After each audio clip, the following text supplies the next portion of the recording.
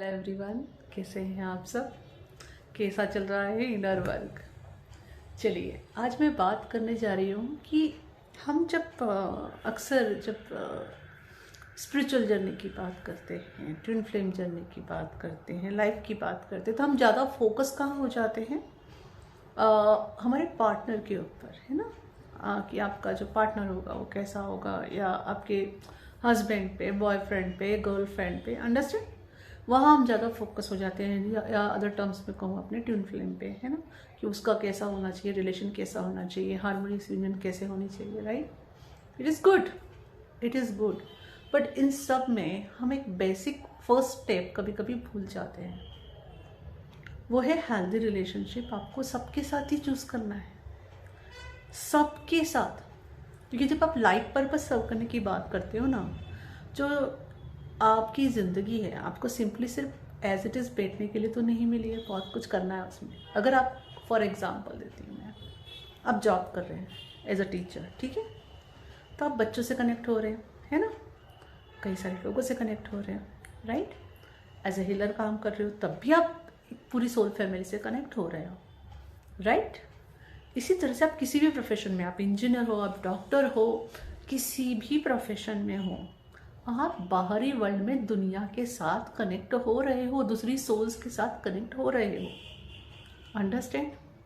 तो यहाँ basic choice जो मेन पहले बनती है, healthy relationship with all the masculines and feminines, ये बहुत ज़रूरी है। इसका मतलब क्या? आप अपने सभी भाइयों और बहनों को प्यार करना चूज कर रहे हो, है ना? तो ये बहुत इंपॉर्टेंट एस्पेक्ट है, तो इसको आप इग्नोर मत कीजिए।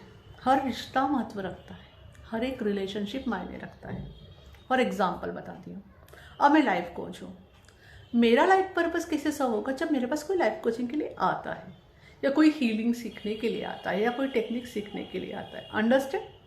समझ में आ रहा है?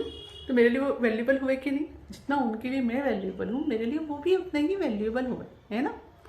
इस तरह से जब हम एनर्जी एक्सचेंज करते हैं, जब मैं उन्हें कुछ सिखाती हूँ और वो अपनी फीस पे करते हैं, है ना? इट इज़ नॉट कि मैं ही सिर्फ उनको सपोर्ट कर रही हूँ, वो भी मुझे सपोर्ट कर रहे हैं। लव दो आपस में हो रहा है। ये कैसे हो रहा है? हेल्दी रिलेशनशिप के बेस पर हो रहा है, अंडरस्टैंड? तो कितना ज़रूरी है, अगर मेरा रिश्ता उनके साथ अच्छा है ना, उनका रिश्ता मेरे साथ अच्छा है, तो लॉन्ग रन चलेगा। इट इज़ नॉट लाइक कि आज सिखा लिया, टाटा बाय बाय हो गया। वो उनकी मेमोरीज में वो गुड मेमोरी हमेशा रहेगी, मेरी मेमोरीज में वो गुड मेमोरीज हमेशा रहेगी, है ना?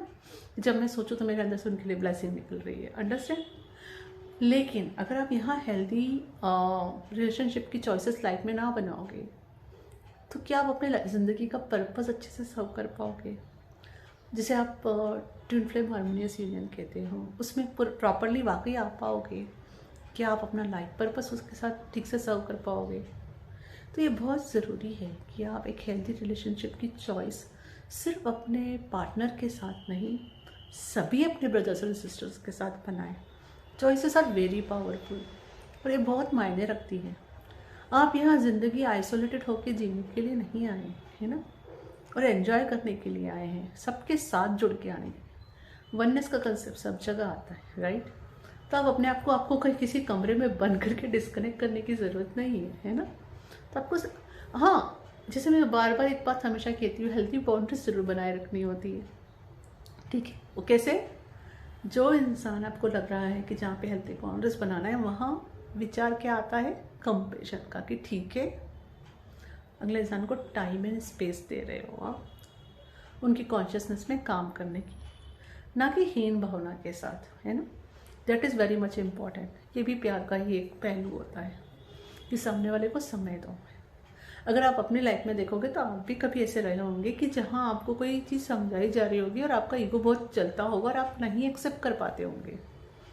जब आपने कुछ प्रैक्टिसेस सीख ली, तब अपना ईगो रिलीज कर पाए और अब आप एक्सेप्ट कर पाते हो। तो सेम वे में आपको दूसरों को देखना है।